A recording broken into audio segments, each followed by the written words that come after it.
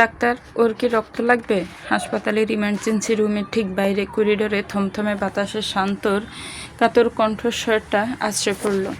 ভেতরে তখন মৃত্যুর সাথে পাঞ্জা লড়ছে কলরব। বাইরে বিমূর্ণ মুখে দাঁড়িয়ে আছে অনন্ত, শান্ত আর অবি। কলরব যখন কাল রাতে বাইক নিয়ে ঝড়ের বেগে বাড়ি থেকে বেরিয়ে যাচ্ছিল, অনন্ত তখন তাকে আটকানোর আপ্রাণ চেষ্টা করেও পারেনি। অথচ আজ রাতে ওদের কত আয়োজন ছিল।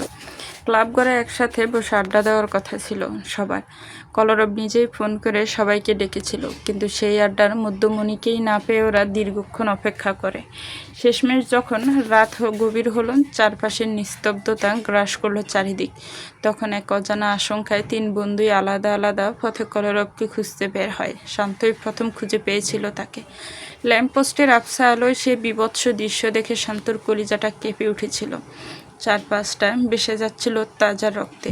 সেই দৃশ্য সইতে না পেরে সেখানেই একবার বমি করে ফেলেছিল সে।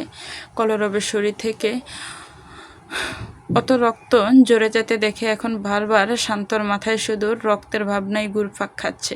ডিউটিতে থাকা ডাক্তার ওদের দিকে তাকিয়ে আশ্বস্ত করার সুরে বললেন, আপাতত দরকার নেই। প্রয়োজনের রক্ত আমাদের ব্লাড ব্যাংকে মজুত আছে। তাছাড়া ভিতরে কাব্য স্যার নিজে দাঁড়িয়ে সব কিছু দেখছেন। যদি বাড়তি কোনো গ্রুপের প্রয়োজন হয় উনি নিশ্চয়ই জানাবেন। শান্ত তবুও যেন আশ্বস্ত হতে পারল না। সে আকুল হয়ে বলল, ওর শরীর থেকে সব রক্ত বের হয়ে গেছে ডক্টর। ব্লাড ব্যাংকের রক্তে যদি কম পড়ে দয়া করে আমাদের বলবেন, আমরা যে কোনো মূল্যে রক্তের ব্যবস্থা করে দেব। শুধু ওকে বাঁচিয়ে দিন। ডাক্তার মৃদু মাথা নাড়ল। উনি মূলত বাইরে এসেছিলেন আরও একজন নার্সকে ভেতরে ডেকে নেওয়ার জন্য। অভিজ্ঞ অত্যন্ত কাতর গলায় বলল, ডক্টর, ও বাঁচবে তো? প্লিজ প্লিজ ওকে বাঁচিয়ে দিন। ও আমাদের খুব ভালো বন্ধু।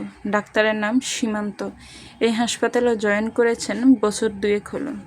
কর্মদক্ষতায় ইতিমধ্যে বেশ নামডাক হয়েছে তার। এই অল্প বয়সী ছেলেগুলোর বন্ধুর প্রতি এমন নিঃশর্ত ভালোবাসা আর আকুতি দেখে সীমান্তর মনটা বেশ দমে গেল।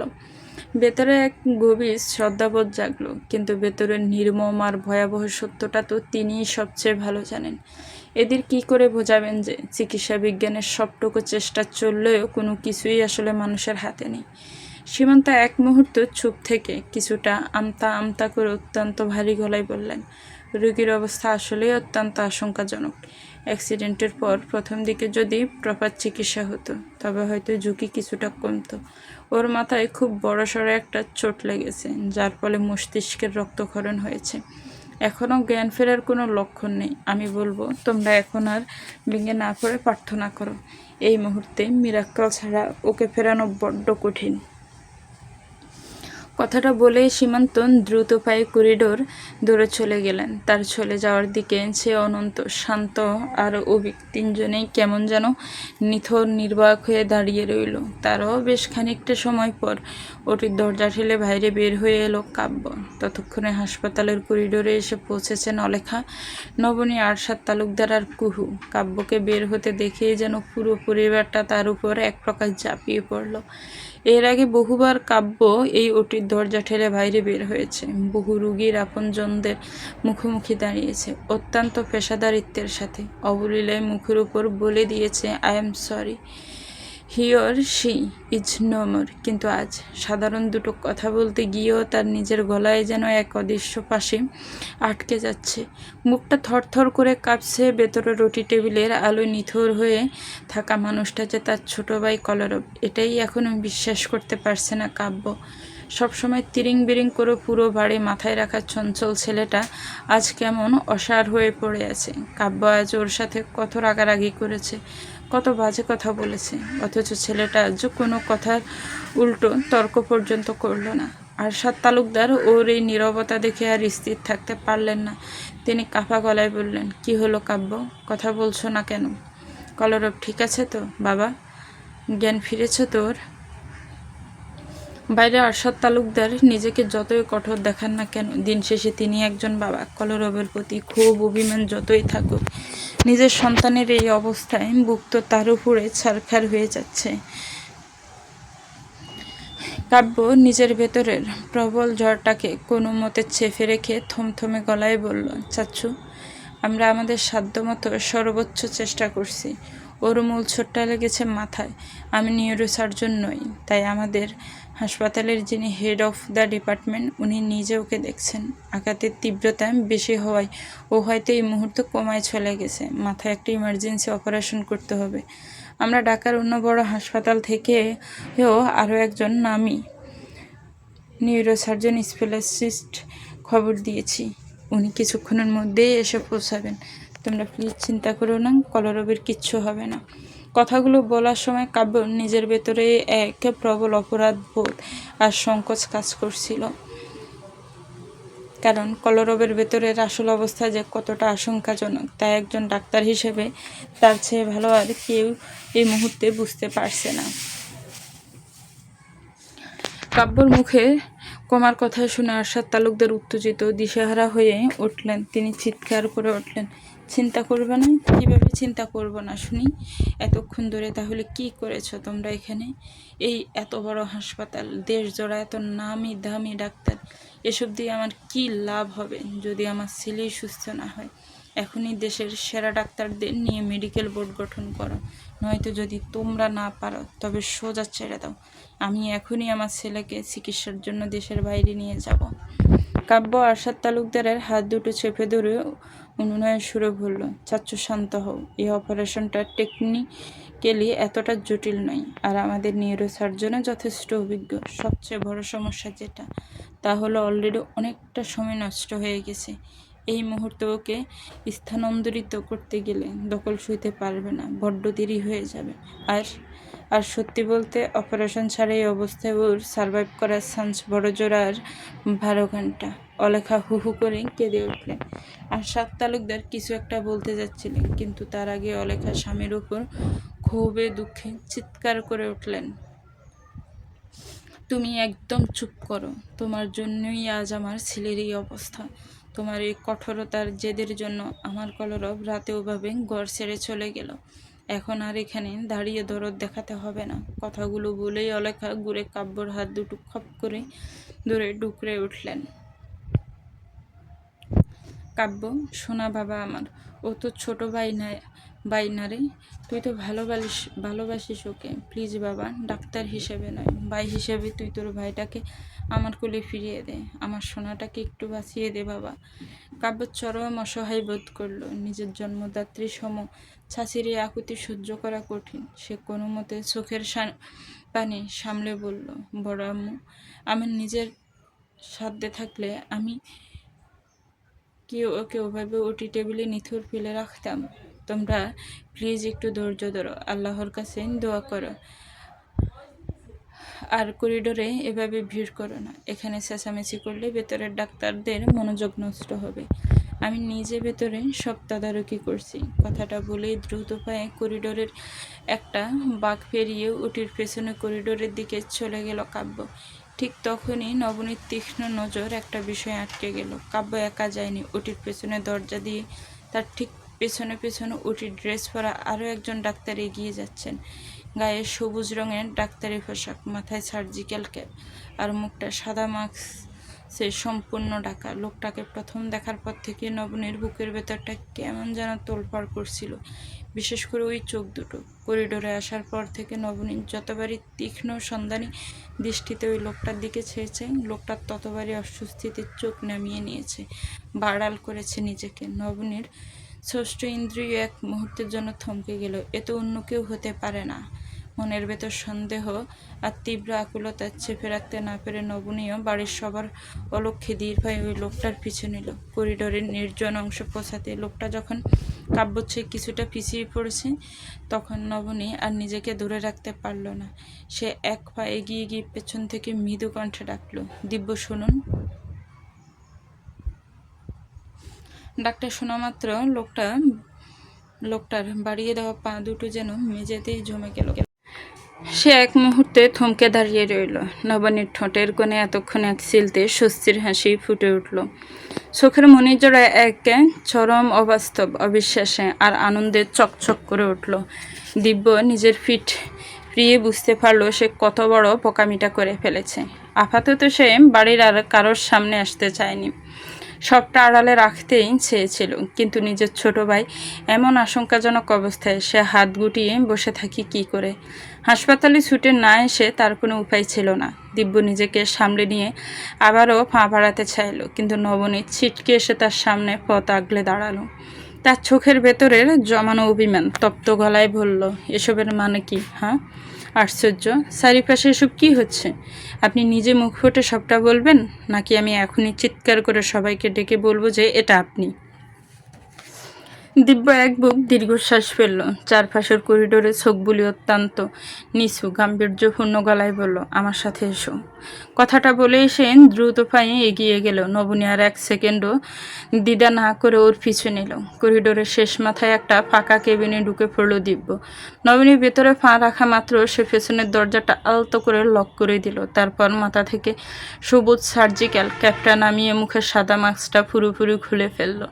কিন্তু নবনীত তখনও যেন নিজের মনকে শতভাগ সান্ত্বনা দিতে পারছিল না।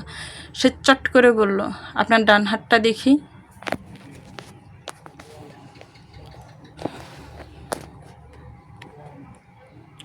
দিব্যর ঠোঁটের কোণে একটা মৃদু হাসি ফুটে উঠল। সে খুব নিরীহ মুখ করে নিজের ডান হাতটা নবনীর সামনে বাড়িয়ে দিল। নবনী আর এক মুহূর্ত সময় নষ্ট না করে সেই পোড়া দাগটার উপর নিজের হাত রাখল। আলতো করে একটু চাপ দিয়ে চিন্তিত হতে চাইল। দাগের খসখসে অনুভূতিটা আঙ্গুলের ডগায় লাগলো। এটা আসল। আর কোনো কিছু না ভেবে এক ঝটকে ঝাঁপিয়ে পড়ল দিব্য ছড়া বুকের উপর। নবনীর কাছ থেকে এমন আচমকিক জড়িয়ে ধরাটা একদম আশা করেনি দিব্য। সে ভীষণভাবে চমকে উঠল। অবলীলায় পিছিয়ে গেল এক পা, কিন্তু নবনীর হাতের বাঁধন আলগা হলো না। সে দিব্যর বুকটা মাথা চেপে দূরে ফুঁপিয়ে কেঁদে উঠল। তার বুকের ভেতরটা এতক্ষণে তীব্র আতঙ্কে আর আশঙ্কায় তছনছ হয়ে যাচ্ছিল। এখন যেন এক নিমেষে একটা বিশাল ভারী পাথর তার বুক থেকে নেমে গেল। কাঁপা গলায় বলল, এটা আপনি, এটা আপনি, তাই না? দিব্যা আলতো করে নবনীর পিঠে হাত রাখলো। চুলুবুলি কেটে কৌতূহলী গলায় জিজ্ঞেস করলো, কিভাবে বুঝলেন? আমি আপনাকে চিনি। আমার মন বলছিল এটা আপনি। আমি ঠিকই ধরেছি। নবনী অনবরত কেঁদে চলেছে আর নাক টানছে। কান্নায় ভেঙে পড়া নবনীর এই রূপ দেখে দিব্য কেমন যেন একটু হাসি পেয়ে গেল। নিজেকে সামলে নিয়ে বলল, আমার উপর এত বিশ্বাস? তুমি তো আমাকে অতটা ভালোটা ভালোবাসো না, তাই না?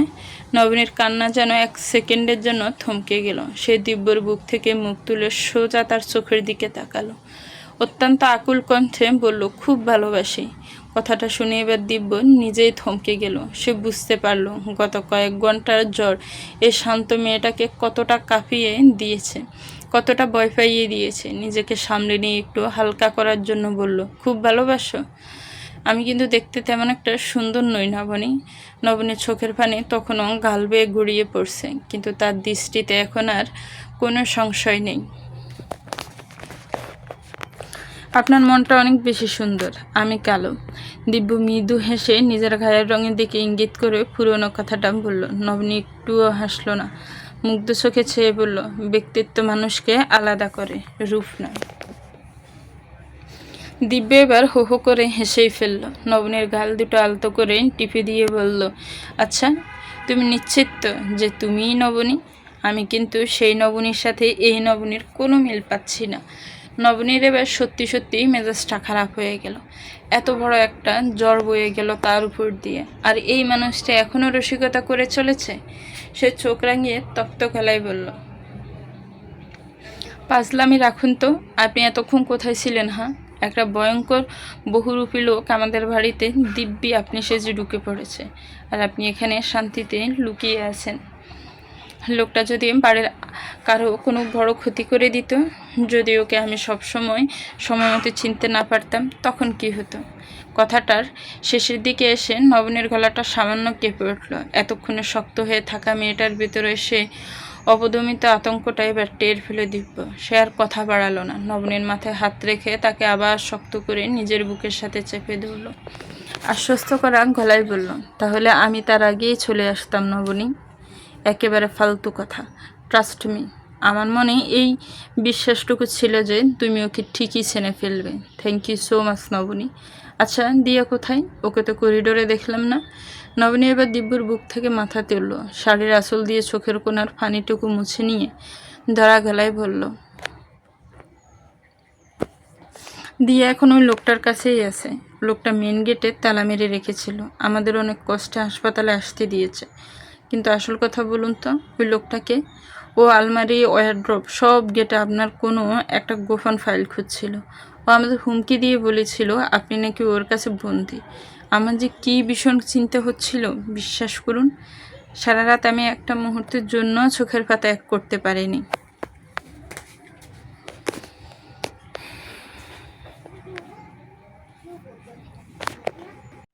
দিব্য সোয়ালটা মুহূর্তের জন্য শক্ত হয়ে উঠল, তবে নবনীকে অভয় দিতে নরম গলায় বলল, আই এম রিয়েলি সরি। আমি এখনও পুরোপুরি জানি না ওকে, তবে আর একদম ভয় পেও না, আমি তো চলে এসেছি। নবনী উপর নিচ মাথা নেড়ে সায় দিল।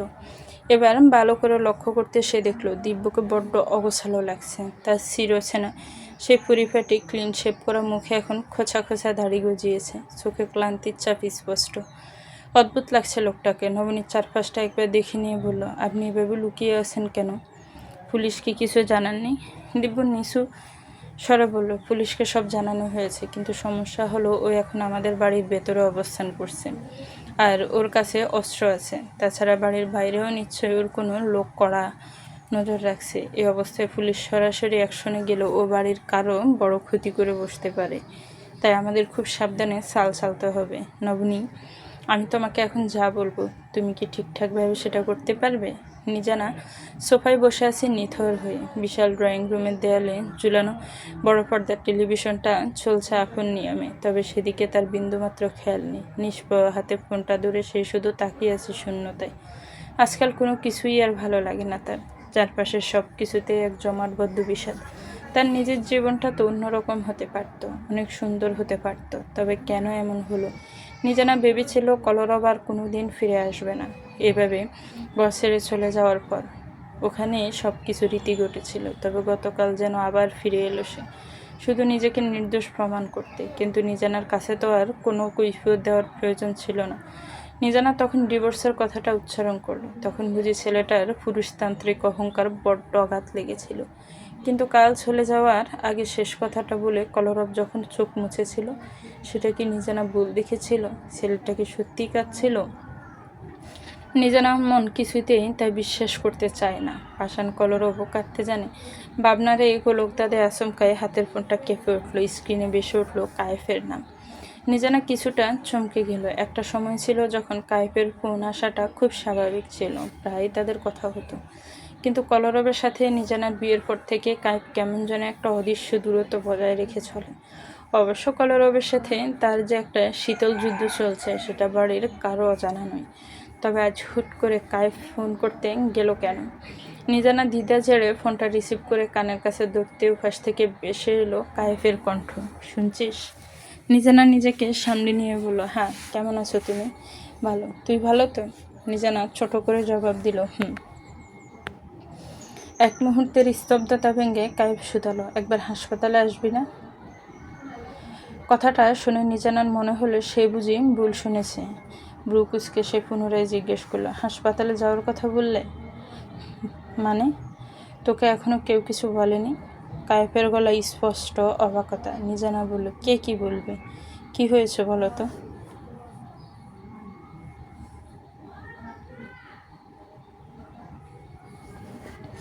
ওপাশ থেকে কায়েব একটা দীর্ঘশ্বাস পেল। আসলেই তো বাড়ির পরিস্থিতি এখন যে অবস্থায় দাঁড়িয়েছে, তার উপর কলরবের এই জীবন মরণের সন্ধিক্ষণে সবাই এতটাই দিশেহারা যে কারো মাথায় ঠিক নেই। নিজানা তো এই বাড়ির এবং কলরবের আইনগত স্ত্রী, তার জানার অধিকার সবার আগে।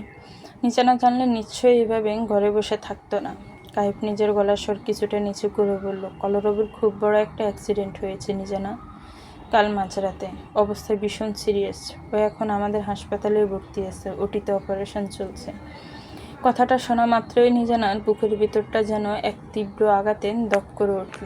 চোখের সামনে সেনা, ড্রয়িং রুম, সচল টেলিভিশন, সব কিছু যেন এক লোহময় তীব্র বেগে দুলে উঠল। কায়েব ওপাশে আরও কিছু কি যেন বলে যাচ্ছিল। নিজানার কান পর্যন্ত সেসব পৌঁছাচ্ছিল ঠিকই, কিন্তু তার মস্তিষ্ক তখন কেবল একটা বাক্যে আটকে গেছে।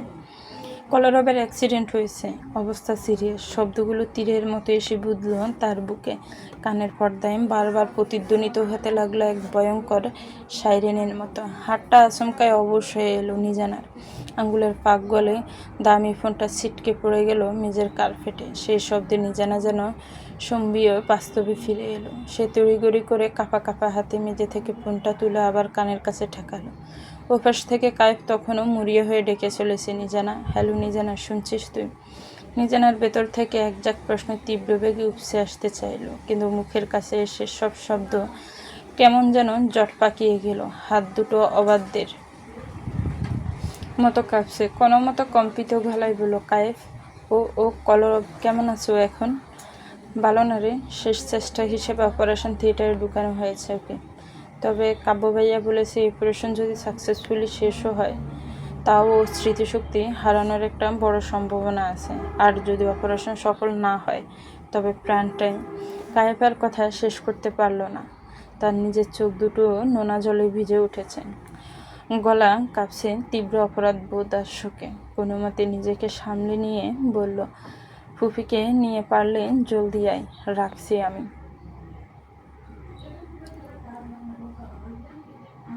ফোনটা কেটে যাওয়ার পর নিজানা সোফার উপর নিথর হয়ে বসে রইল। এক তীব্র দম বন্ধ করা অপরাধ বোধ এসে চেপে বসলো তার বুকের উপর।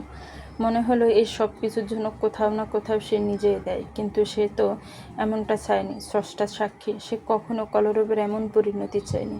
ও চেয়েছিল কলরব তার ভুলের শাস্তি পাক, অনুতপ্ত হোক, কিন্তু তার প্রাণটাই চলে যাবে এমন ভয়ঙ্কর কথা তো নিজানা দূরতম স্বপ্নেও ভাবতে পারেনি। দুটো গাল বেয়ে অনবরত অশ্রু গড়িয়ে পড়তে লাগলো সম্পূর্ণ নিঃশব্দে। চারপাশের চেনা গড়টা যেন এক নিমিষে এক অন্ধকার কুঠুরিতে পরিণত হলো। নিজের ভেতরটা পাগল পাগল ঠেকতে লাগলো তার। কোনো মতে চিৎকার করে ডাকলো, মাহমুদা, মাহমুদা আপু, এদিকে এসো জলদি। মাহমুদা রান্নাঘরে দুপুরের কাজের তদারকি করছিল। নিজানার এমন কাতর কণ্ঠস্বর শুনে সে হাতের কাজ পেলে এক ছুটে ড্রয়িং রুমে চলে এলো। নিজানার এই বিধ্বস্ত দশা দেখে সে আঁতকে উঠে বলল, কী হয়েছে আপু? তুমি এমন করছো কেন? কি হয়েছে তোমার? মাম্মাকে কল করো প্লিজ, মাম্মাকে একটা কল দাও। মাহমুদ অবাক হয়ে নিজানার হাতের দিকে তাকালো। ফোন তো তার নিজের হাতেই ধরা, তবে সে কেন মাহমুদের ফোন থেকে কল দিতে বলছে? মেয়েটার চোখ মুখের অবস্থা দেখে মনে হচ্ছে যে কোনো মুহূর্তে জ্ঞান হারাবে। মাহমুদের নিচু গলায় কিছু একটা ভয় পেয়ে বলল, আপু, ফোন তো আপনার হাতেই আছে। আপনার কি শরীর খুব খারাপ লাগছে? পানি দেব? কিছু দরকার আপনার? মাহমুদের কথায় নিজানা নিজের হাতের দিকে তাকালো। সত্যি তো, ফোন তার মুঠোতেই বন্ধ। সে কাঁপা আঙ্গুলের দ্রুত স্ক্রিন আনলক করে আন্তাশাকে কয়েকবার ডায়াল করলো, কিন্তু ওপাশ থেকে কোনো সাড়া শব্দ মিলল না। হয়তো কোনো জরুরি বিজনেস মিটিংয়ে বা কনফারেন্সে আছেন তিনি। মায়ের এই চিরকালের ব্যস্ততার উপর এবার তীব্র রাগ হলো নিজানার। এক প্রচণ্ড ক্ষোভ জন্মালো নিজের ওপর। সে আর সময় নষ্ট না করে পরের কলটা দিল বাবা নওয়াজ চৌধুরীকে। ওপাশ থেকে রিং হতে নওয়াজ চৌধুরী প্রায় সাথে সাথে ফোনটা রিসিভ করলেন। ভেসে এলো আদুরে কণ্ঠস্বর, কী হয়েছে মা? তুমি এই অসময়ে ফোন দিলে যে? শরীর ঠিক আছে তো তোমার? অফিস থেকে ফেরার সময় তোমার জন্য কিছু নিয়ে আসবো? বলো তোমার কি চাই? নিজানা এক হাত দিয়ে মুখের অশ্রু মুছে নিজের গলার কাঁপনটুকু কোনো মতে সামলে নেওয়ার আপ্রাণ চেষ্টা করলো। তারপর ভাঙা গলায় বলল, পাপ্পা, ওই কলরবের খুব বড় একটা অ্যাক্সিডেন্ট হয়ে গেছে। অবস্থা ভীষণ সিরিয়াস জানো। এখন ওটিতে ওর অপারেশন চলছে। আমি এখনই হাসপাতালে যাব পাপ্পা। প্লিজ তুমি ড্রাইভার আঙ্কেলকে একটু বলো না গাড়িটা বের করতে। উনি সকালে না জানিয়ে কোথায় যেন চলে গেছেন। আর যদি সম্ভব হয় তুমি নিজেই প্লিজ চলে এসো। নওয়াজ চৌধুরী ফোনের ওপাশ থেকে মেয়ের কণ্ঠস্বরের চরম অস্থিরতা আর আকুলতা স্পষ্ট টের পেলেন। তিনি নিজের স্বভাবসুলভ শান্ত গম্ভীর গলায় বোঝানোর সুরে বললেন, শান্ত হও সোনা, এতটা বিচলিত কেন হচ্ছ তুমি? তুমি তো ডাক্তার নও মা। তুমি হাসপাতালে গেলেই যে কলরব সুস্থ হয়ে যাবে, বিষয়টা তো এমন নয়। ড্রাইভার আঙ্কেল আজ দুপুরের পর একটা জরুরি দরকারে ছুটি গেছেন। তুমি বরং এখন একা একা বের না হয়ে বাড়িতেই অপেক্ষা করো। আমার একটা অত্যন্ত জরুরি মিটিং চলছে, আর মিনিট কুড়ি লাগবে। এটা শেষ হতে আমি ঘন্টাখানেকের মধ্যে বাসায় এসে তোমাকে নিয়ে সাথে করে নিয়ে যাব।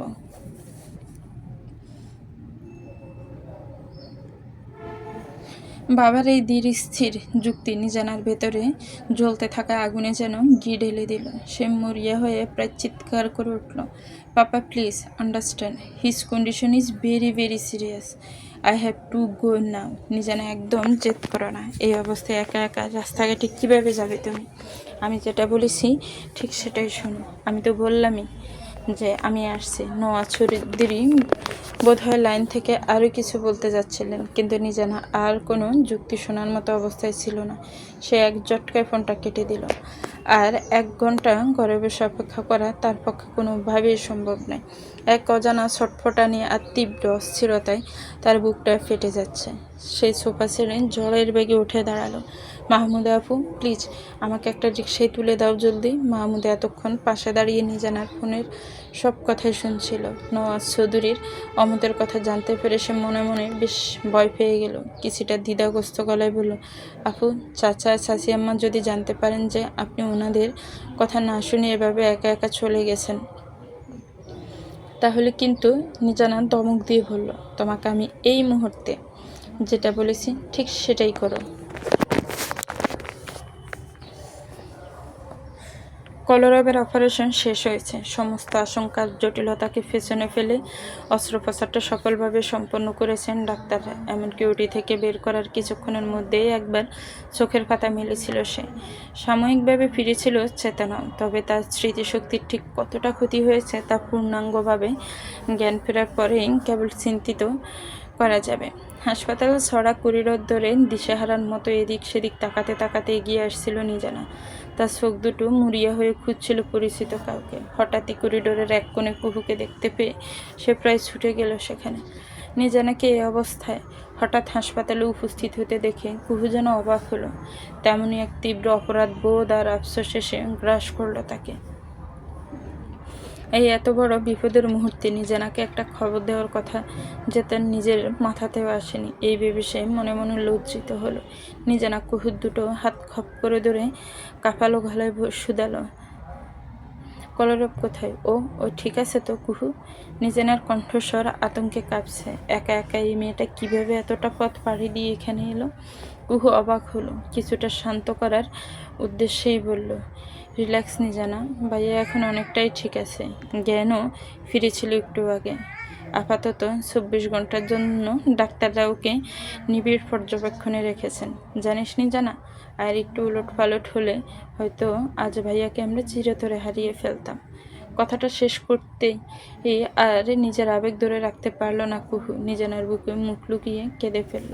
কুহুর মুখে ঠিক আছে শব্দ দুটো শোনা মাত্রই নিজানার মাথা থেকে যেন এক বিশাল পর্বতসম পাথর নেমে গেল। এতক্ষণে জমে থাকা দম বন্ধ করা অবশ ভাবটা কেটে গিয়ে বুক ছিঁড়ে বেরিয়ে এলো এক দীর্ঘ স্বস্তির নিঃশ্বাস। তবে পরক্ষণে তার বুকে এক অভিমানের চাদর জড়িয়ে গেল। সে অত্যন্ত আহত গলায় বলল, এত বড় একটা দুর্ঘটনা ঘটে গেল, অথচ কেউ অন্তত আমাকে একটা খবর দেওয়ার প্রয়োজন মনে করলি না? আমি কি তোদের কাছে এতটাই পর হয়ে গেছি? এতটাই খারাপ আমি কুহু? পাশের একটা কেবিনেই অলেখা বসেছিলেন। করিডোরে নিজানার কণ্ঠস্বরের আওয়াজ পেয়ে বোধহয় তিনি কেবিনের দরজা খুলে বাইরে বের হয়ে এলেন। নিজানাকে এভাবে হাসপাতালের করিডোরে দাঁড়িয়ে থাকতে দেখে তিনি বেশ অবাকই হলেন। সেই সাথে তার নিজের মনের কোনো সামান্য অনুতপ্ততা জেগে উঠল। পরিস্থিতির ভয়াবহতা নিজের মাথা ঠিক ছিল না সত্য, কিন্তু কলরবের বই হিসেবে মেয়েটাকে অন্তত একটা খবর দেওয়া তো উচিত ছিল। কুহু আমতা আমতা করে বলল, আই এম রিয়েলি সরি রে, আমার মাথায় তখন এত কিছু ঘুরছিল যে তোর কথা আসলেই একদম খেয়াল ছিল না। অলেখা গম্ভীর গলায় জিজ্ঞেস করলেন, তোমাকে এই খবর কে দিল?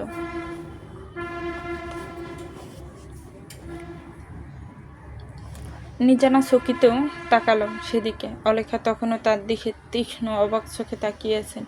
নিজানা হঠাৎই খেয়াল করলো নিজের পোশাকের দিকে। তাড়াহুড়োয় বাড়ি থেকে বের হওয়ার সময় পরনের জিন্স আর লেডিস শার্টটা বদলানোর কথা তার মাথাতেই আসেনি। সে বেশ আড়ষ্ট আর অস্বস্তি বোধ করলো। মাথা নিচু করে নিচু গলায় জবাব দিল, কায়েব ফোন করেছিল। অলেখা চারপাশটা একবার ভালো করেছে দেখলেন। নিজানার পেছনে আর কোনো ছেনা অবয়ব চোখে পড়ল না। তিনি কিছুটা ব্রু কুঁচকে জিজ্ঞেস করলেন, তুমি একা এসেছ? আর কেউ আসেনি তোমার সাথে? নিজানা কেবল উপর নিচ মাথা নেড়ে সায় দিল সে একাই এসেছে। অলেখা আর কথা বাড়ালেন না।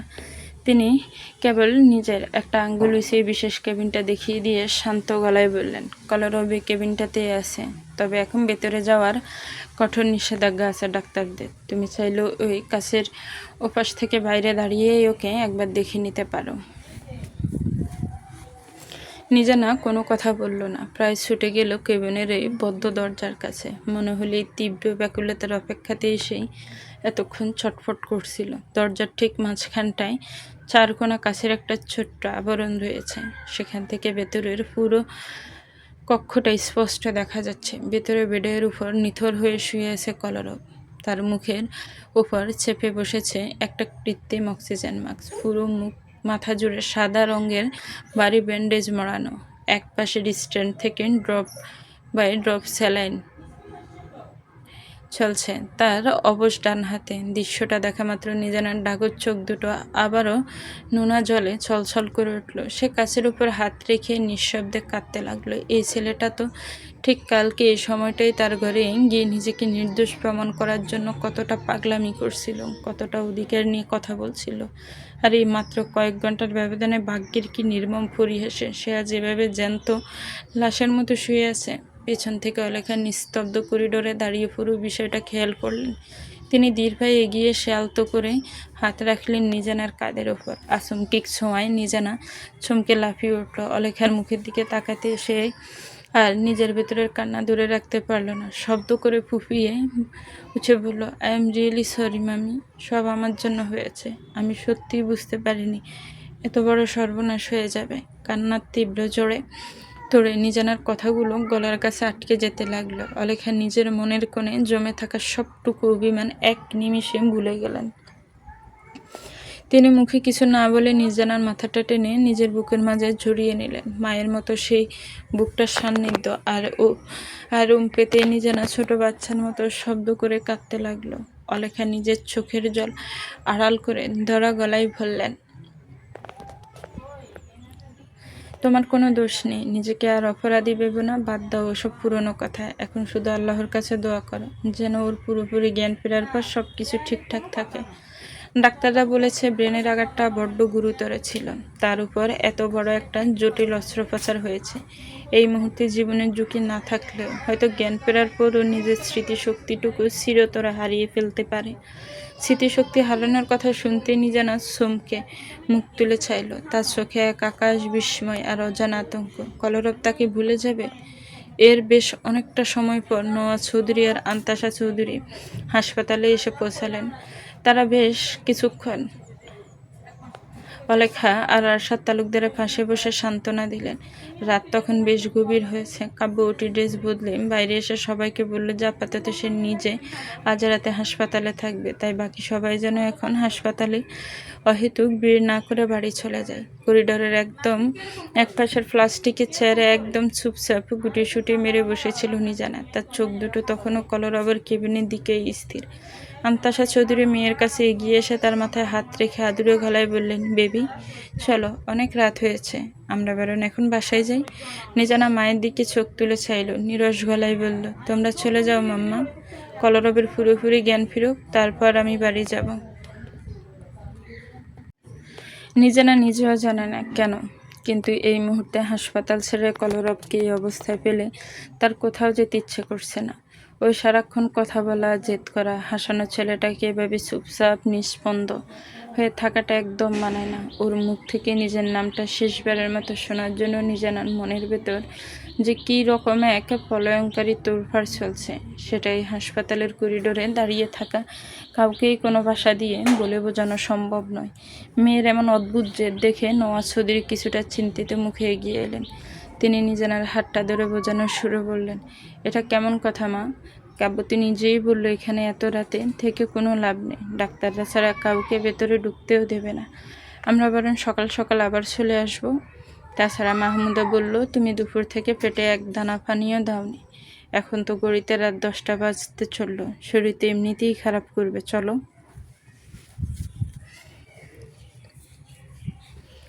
অলেখা একটু এগিয়ে এসে নিজানার মাথায় হাত রাখলেন, স্নেহার্দ গলায় বললেন, হ্যাঁ তুমি বরং তোমার আব্বু আম্মুর সাথেই এখন বাসায় চলে যাও, আমরাও তো আর এখানে থাকছি না, এখন সবাই বাড়ি ফিরে যাচ্ছে। নিজানা আনমনে বলে বসলো, তাহলে তাহলে আমি তোমার সাথে তোমাদের বাড়ি যাই মামি। কথাটা শুনে অলেখা কিছুটা অবাক হয়ে নিজানার দিকে তাকালেন। ওদিকে নওয়াজ চৌধুরী কিংবা আন্তাসা কারোই মেয়ের এই আচমকিক প্রস্তাবটা বিশেষ পছন্দ হলো না। তাদের চোখে মুখে একটা মৃদু অস্বস্তি ফুটে উঠল। নিজানা কথাটা মুখ দিয়ে বলে ফেলার পর মুহূর্তে নিজের ভেতর একটা তীব্র আড়ষ্টতা অনুভব করলো। লজ্জায় সে যেন নিজেই চুপসে গেল। সে কি একটু বেশিই করে ফেলছে? যে বাড়ি থেকে সে এক বুক অভিমান আর ক্ষোভ নিয়ে বের হয়ে এসেছিল, আর সে বাড়িতে ফিরে যাওয়ার জন্য এত আকুলতা প্রকাশ করাটা কি আদৌ তাকে সাজে?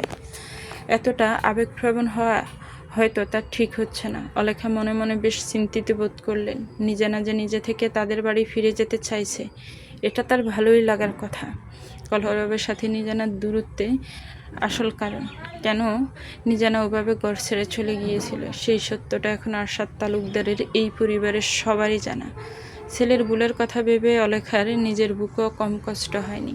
ভুল যেটা, সেটা তো ভুলে, অন্যায়কে তো আর প্রশ্রয় দেওয়া যায় না। তবে আজ এই বিপদের দিনেও মেয়েটার ডাগর চোখে তিনি নিজের ছেলের জন্য শুধু পুঞ্জীভূত রাগ বা ঘৃণা দেখেননি, বরং এক শিলত অকৃত্রিম দরদ আর ভালোবাসা স্পষ্ট দেখতে পেয়েছেন।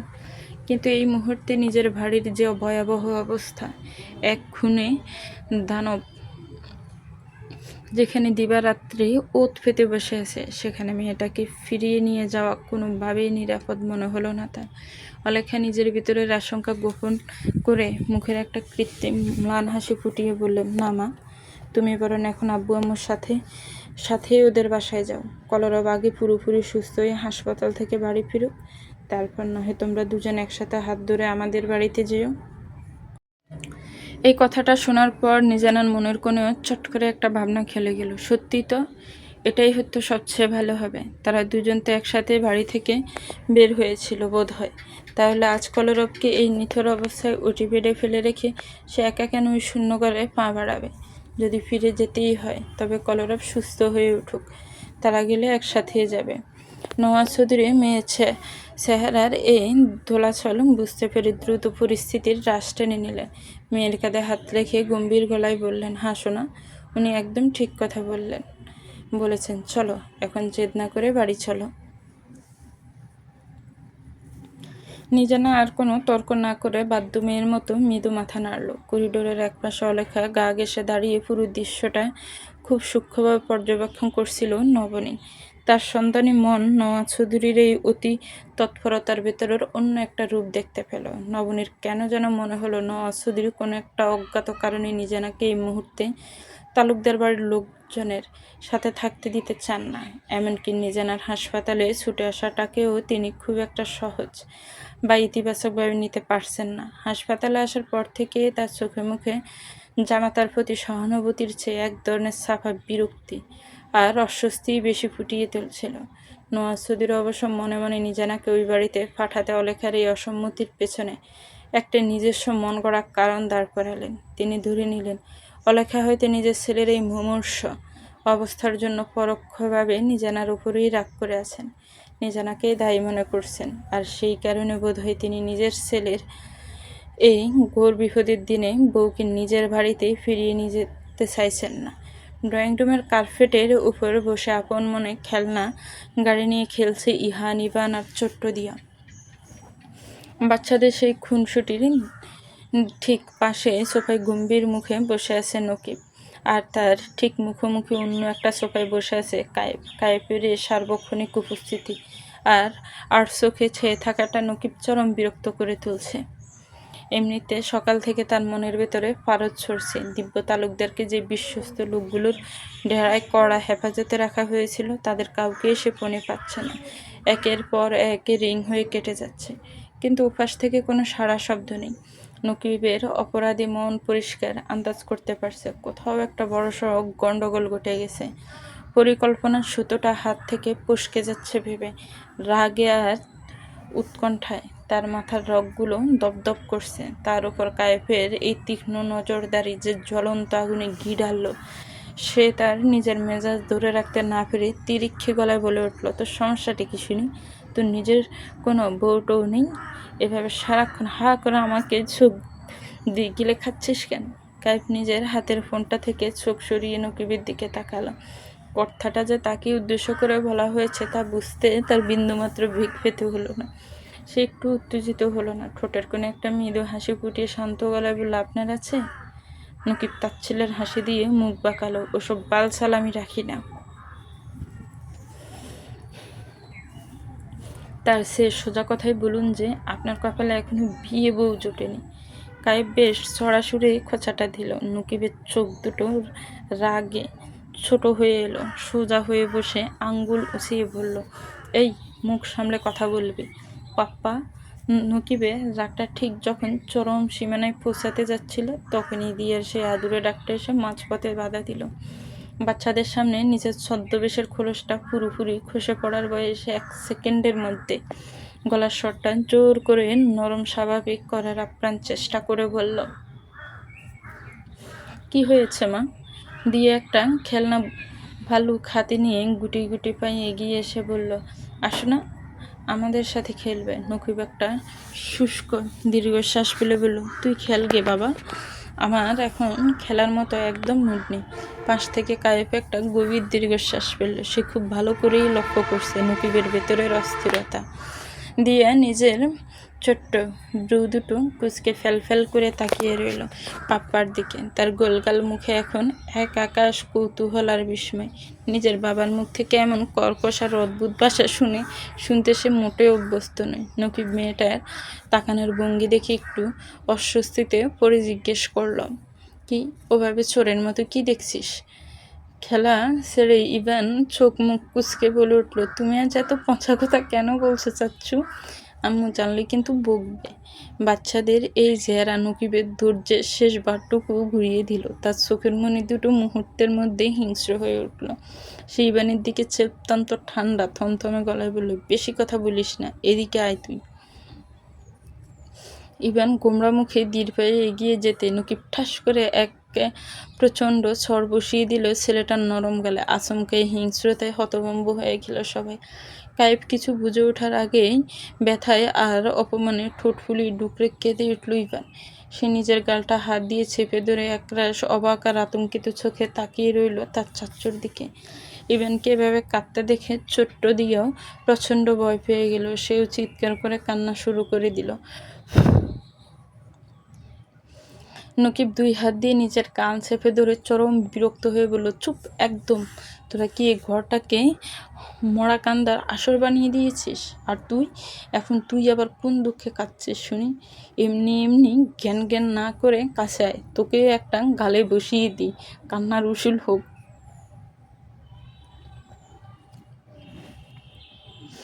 কায়েব আর স্থির থাকতে পারল না। সোফা ছেড়ে এক ঝটকে উঠে এসে ইভানা দিয়ে দুজনকেই নিজের কোলে তুলে নিল। আর তার চোখে দিয়ে তখন যেন আগুন জ্বলছে। চোখ গরম করে সীতার মতো তাকালো নকিবের পানে। এই মুহূর্তে কায়েবের ইচ্ছা করছে এই নরপিশাচটাকে এখানে জ্যান্ত পুঁতে ফেলতে। কিন্তু বড় কোনো বিপদের আশঙ্কা সে নিজের ভেতরে সেই হিংস্রতাটুকু চিবিয়ে গিলে ফেলল। দিয়েকে ফিট চাপে চুপ করানোর আপ্রাণ চেষ্টা করতে লাগলো। বাচ্চাদের এমন কান্নার রোল শুনে ততক্ষণে রান্নাঘর থেকে হন্তদন্ত হয়ে ছুটে এসেছে মনিতে। সে কায়েফের কোল থেকে ইভানকে নিজের কোলে টেনে নিল। ঠিক তখনই হাসপাতাল থেকে নবনীরাও কলরবের অবস্থা কিছুটা স্থিতিশীল দেখে বাড়ি ফিরে এসেছে। ড্রয়িং রুমে পা রাখা মাত্রই মেয়ের এই অবস্থা দেখে নবনী ছুটে এসে দিয়াকে নিজের কোলে তুলে নিল। অত্যন্ত উদ্গ্রীব হয়ে বলল, কি হয়েছে শোনা? ওভাবে কাঁদছো কেন তুমি? ভাই কি হয়েছে ওর? কেউ কিছু বলেছে? কায়েবকে নিজের মুখ ফুটে আর কিছু বলতে হলো না। নবনীর কোলে মুখ গুজে দিয়ে নিজে হড়বড় করে নালিশ করতে লাগলো, পাপ্পা বকেছে মাম্মা, ইভানকে খুব জোরে মেরেছে। পাপ্পা আজ খুব দুষ্টু করছে। ইভানের গালটা পুরো লাল হয়ে গেছে জানো, খুব লেগেছে ওর। ও তো এমনিতেই কখনো কাঁদে না মাম্মা, ও তো অনেক স্ট্রং, তাও আজ কাঁদছে। দিয়ার কথা শুনে নবনীর পুরো শরীরটা রাগে কাঁপতে লাগলো। সে নকিবের দিকে ফিরে তীব্র চোখে সে কিছু একটা বলতে যাব, তার আগেই নকিব নিজের পকেট থেকে হাত বের করে সোজা হয়ে দাঁড়িয়ে দমকে উঠল। এই সব কয়টা একদম চুপ। আর তুই নিজের মেয়েকে নিয়ে এই সস্তা মেলোড্রামার নাটকটা পরে করিস। আগে আমাকে যেটা দেওয়ার কথা ছিল চটপট ওই জিনিসটা বের করে দে। ওটা হাতে ফেলেই আমি এইখান থেকে চলে যাব। সহ্য হচ্ছে না তোদের। বেশিক্ষণ থাকলে সব কয়টা লাশ হয়ে যাবি। নবনী নিজের ভেতরের অস্থিরতাটুকু আড়াল করে শক্ত গলায় বলল, ঠিক আছে, আসুন আমার সাথে। দিয়াকে আলতো করে আবার কায়েফের কোলে ফিরিয়ে দিয়ে বলল, চাচ্চুর কাছে আর একটুখানি থাকো শোনা, মামা ঘর থেকে এখনই কাজ শেষ করে আসছে। কায়েফ, ওর একটু খেয়াল রেখো ভাই। দিয়াকে কায়েফের কোলে দেওয়ার বাহানায় সবার অলক্ষ্যে অত্যন্ত গোপনে কায়েফের হাতের মুঠে একটা ছোট জিনিস গুঁজে দিল নবনী। কায়েফ টের পেল সেটা কি, কিন্তু সে মুখে কোনো ভাবান্তর প্রকাশ করল না। নবীনের দেখানো পথ ধরে তার শোবার ঘরের দিকে যাচ্ছিল নকিব, কিন্তু ঘর থেকে বের হওয়ার মুহূর্তে সে আচমকা কায়েফের মুখোমুখি হতেই থমকে দাঁড়ালো। দাঁতে দাঁত কিরমির করে অত্যন্ত নিচু হিংস্র গলায় বলল, একটা কথা কান খুলে শুনে রাখিস খোকা, আজকের পর ভুলেও এইভাবে আমার দিকে তাকাবি না, নয়তো তোর ওই ঢাকর চোখ দুটো আমি নিজের হাতে উফড়ে নিয়ে ল্যান্ডিংয়ে লুডো খেলবো। Got it? দুধের শিশুটাও আমাকে চোখ দেখায়। হায় হায় গুরু, আমি তো নির্ঘাত পাগল হয়ে যাব। কাইফকে কোনো প্রতিবাদের সুযোগ না দিয়ে এসে গটগট পায়ে নবনীর পেছনে পেছনে করিডোর ধরে হেঁটে চলে গেল। কাইফ আর এক সেকেন্ড সময় নষ্ট না করে দিয়েকে মনিতার কাছে নিয়ে অত্যন্ত সতর্ক পায়ে ওদের পিছু নিল। নবনী নিজের শোবার ঘরে পৌঁছে এক ঝটকায় ঘুরে দাঁড়ালো। ঘরের দরজাটা অর্ধেক ভেজানো। নকিব ভেতরে ঢুকেই দুই হাত কোমরে গুজে অর্ধৈর্য গলায় বলল, কি হলো, দাঁড়িয়ে আছিস কেন? বের কর ওটা।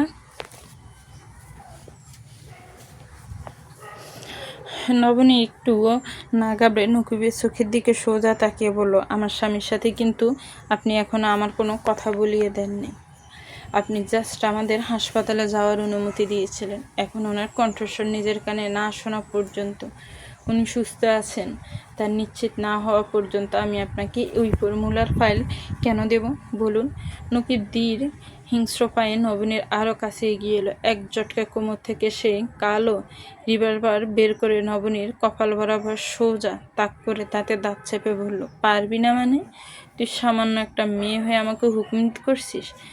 বেশি চালাকি না করে জিনিসটা জলদি বের কর, নয়তো আমার এমনিতেই মাথা প্রচণ্ড গরম হয়ে আছে। এক সেকেন্ডও ভাববো না, একদম মাথার খুলি উড়িয়ে দেবো জাস্ট। নবীন শান্ত গলায় বলল, আমিও পারবো না। তুই? নকিব কথাটা শেষ করতে পারল না। তার আগে আচমকা পেছন থেকে কেউ একজন এসে তার ঘাড়ে ধারালো একটা কিছু সজোরে ফুটিয়ে দিল। মুহূর্তের মধ্যে এক তীব্র অবশ করা যন্ত্রণায় মুখ দিয়ে একটা আসূচক যন্ত্রণা বেরিয়ে এলো নকিবের। সে কোনো মতে টালমাটাল শরীরে পেছনে তাকাতেই দেখলো হাতে একটা খালি সিরিঞ্জ নিয়ে অত্যন্ত ঠান্ডা চোখে ছেয়ে দাঁড়িয়ে আছে কায়েব।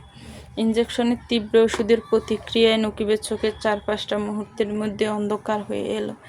মাথাটা টলমল করতে লাগলো। সে নিজের অবশ হয়ে আসা মুখ দিয়ে কোনো মতে শেষবারের মতো উচ্চারণ করলো, শিট।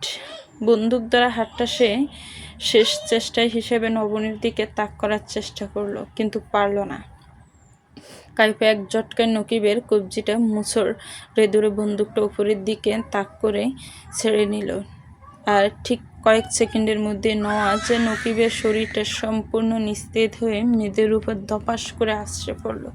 সে পুরোপুরি জ্ঞান হারানোর পর কায়েব আর নবনী মিলে আর এক মুহূর্তে সময় নষ্ট করলো না। শক্ত দড়ি দিয়ে নকিবের হাত পা চেয়ারের সাথে আষ্টে পিষ্টে শক্ত করে বাঁধল ওরা। কাজ শেষ হতে কায়েব দিব্যকে কল করলো, ব্রো কাজ শেষ, বেঁধে ফেলেছি ওকে, এখন কি করব? ফোনের ওপাশ থেকে দিব্য একটা স্বস্তির দীর্ঘশ্বাস ফেলল। তারপর কিছুটা সন্ধিয়ান গলায় বলল, ওর মুখে কি কোনো সিলিকন মাস্ক আছে? ভালো করে চেক করতো। কায়েব নকিবের মুখের চামড়ার কানের ফাঁসটা ভালো করে খুঁটিয়ে খুঁটিয়ে দেখলো। তারপর বলল, না ব্রো, কোনো মাস্ক টাক্স নেই, এটা ওর একদম অরিজিনাল ফেস মনে হচ্ছে। এমনিতেই তো কথাই বলে পৃথিবীতে একই চেহারার নাকি 7 জন মানুষ থাকে। কোনো এক অদ্ভুত কুদরতে হয়তো ও দেখতে হুবহু তোমার মতো হয়ে গেছে।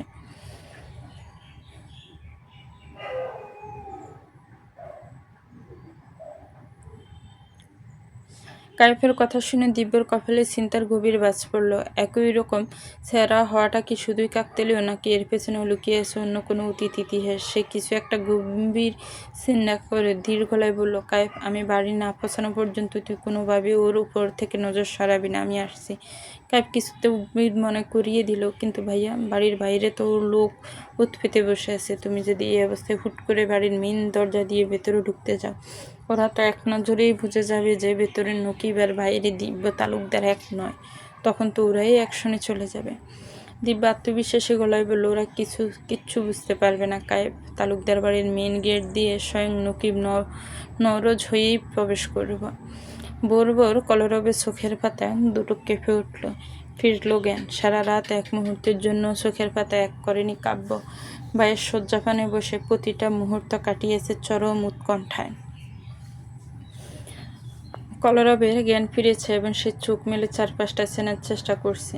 দেখে কাব্যুর বুকের ভেতর থেকে এক বিশাল পাথর নেমে গেল। কাব্য আলতো হাতে ভাইয়ের মুখের উপর থেকে প্লাস্টিকের অক্সিজেন মাস্কটা সরিয়ে নিল। কথা বলে বুঝল সবচেয়ে স্বস্তির বিষয়, ডাক্তারদের আশঙ্কাকে ভুল প্রমাণ করে কলরবের স্মৃতিশক্তি একদম অক্ষত আছে। কোনো অঘটন ঘটেনি। এতক্ষণে জমে থাকা সমস্ত আবেগ আর ক্লান্তি আড়াল করতে সে বলে উঠল, ওর বাপ, অনেক জ্বালিয়েছিস সারা রাত। এই যে আমাদের জানটা কয়লা করলি, এর শোধ আমি তোর উপর কীভাবে নেব সেটাই এখন ভাবছি। কলরব ফিট করে চোখ মেলে তাকালো। চারপাশে সাদা দেয়াল আর সেনা আলোর মাঝে কাব্যর বিধ্বস্ত মুখটা দেখে তার ঠোঁটের কোনো অত্যন্ত ক্ষীণ দুর্বল একটা হাসি ফুটে উঠল। কাব্য আর কথা না বাড়িয়ে আরেক দফায় ওকে পরীক্ষা করে নিল। চোখের মনি দুটো ভালো করে দেখে নিয়ে গম্ভীর গলায় জিজ্ঞেস করলো, মাথায় কোনো তীব্র ব্যথা বা অন্য কোনো অস্বস্তি হচ্ছে তোর? কলরব বালিশে মাথা রেখেই আদৌ বুঝো চোখে চাইল, খুব নিচু ভাঙা গলায় বলল, তুই নিজে রাত জেগে আমার সেবা করছিস দেখে বড্ড ভালো লাগছে রে ভাই। আহ, আমার কি বিপুল ভাগ্য। রাজা আসলে এমনই, প্রজাদের কাজ তারা করবে, স্বাভাবিক। তোর অবশ্য অনেক সব হয়ে গেল, সামনে থেকে হাত পা নাড়াতে পারছিস না বলে এখন মারতে পারছি না, এটাই যা আফসোস। একবার সুস্থ হয়ে বাড়ি চল, এই হিসেব আমি একেবারে সুদে আসলে পুষিয়ে দেব। কলরব চোখ মুখ কুচকে বেশ কাতর মুখ করে বলল, ভাই, পেটে একদম ডুগডুগি বাজছে, ভীষণ খিদে পেয়েছে আমার। আপাতত কিচ্ছু সম্ভব না, চুপচাপ একদম মরার মতো শুয়ে থাক। কাব্য ওকে ধমক দেওয়ার সুরে বললেও তার চোখ তখন আনন্দের অশ্রুতে ছলছল করছে। এই ছেলেটাকে সে ভালোবাসে, সে খুব করে উপলব্ধি করেছে। ঠিক তখনই কেবিনের দরজায় মৃদু নখের শব্দ হলো। কাব্য এগিয়ে গিয়ে দরজাটা খুলতে বাইরে দাঁড়িয়ে আছে অবিক আর শান্ত। দুজনের মুখ দুটো শুকিয়ে আমসি হয়ে গেছে। শান্ত আমতা আমতা করে কাঁপা গলায় বলল, ভাইয়া, আমরা কি একটু ভেতরে আসতে পারি? কাব্য মাথা নেড়ে বলল, হ্যাঁ, এসো। অনুমতি পাওয়ার সাথে ভেতরে ঢুকতে ওদের এক সেকেন্ডও দেরি হলো না। আর ভেতরে পা রাখা মাত্রই যখন দেখলো কলরব সোজা চোখ মেলে বিছানায় শুয়ে আছে, তখন এক নিমিষেই দুই বন্ধুর মলিন চোখ মুখ আনন্দের তীব্র আলোয় জল করে উঠল। অবিক প্রায় বিছানার উপর ঝুঁকে পড়ে আকুল গলায় বলল, তুই ঠিক আছিস তো ভাই? আমাদের চিনতে পারছিস?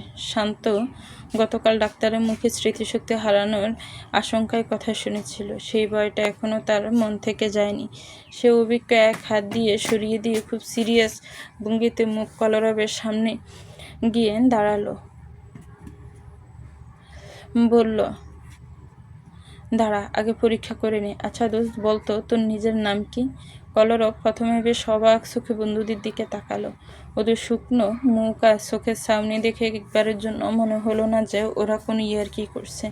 ওদের চেহারায় তখন চিন্তা, গভীর কৌতূহল। বন্ধুদের এই তীব্র উদ্বোধ দেখে কলরবের দুষ্টু বুদ্ধিটা মাথার ভেতরে উঁকি দিয়ে গেল। সে এক মুহূর্তের জন্য নিজের চোখের ছাউনিটা একদম ফাঁকা শূন্য করে ফেলল। তারপর অত্যন্ত অবুঝ এবং স্মৃতিভ্রষ্ট মানুষের মতো ফেল করে তাকিয়ে ভাঙা গলায় উল্টো প্রশ্ন করলো, আমার নাম কি? চলবে তো ভিউয়ার্স, গল্পটার এই পর্ব কেমন লেগেছে একটি কমেন্টস করে জানাবেন। গল্পটা ভালো লাগলে একটি লাইক করবেন, গল্পটাকে শেয়ার করবেন, আমার চ্যানেলকে সাবস্ক্রাইব করবেন। আল্লাহ হাফেজ, আসসালামু আলাইকুম রহমতুল্লাহ।